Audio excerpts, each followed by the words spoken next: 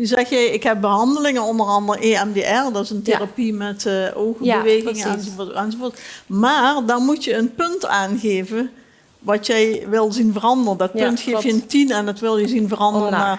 Maar kun je dan 1 punt aangeven?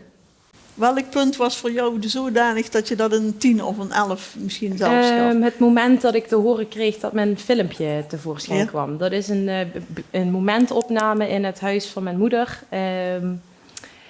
En dat is een heel kwetsend moment voor mij geweest. En dat heeft mij ook heel lang achtervolgd, als in dat ik daar niet van sliep. Ik heb maanden gehad dat ik inderdaad niet kon slapen. Dat ik niet naar school durfde. Ik ging wel hoor, maar het was een soort van tegenstrijdig iets dus. Er zat een soort van engel-duivel op mijn schouder.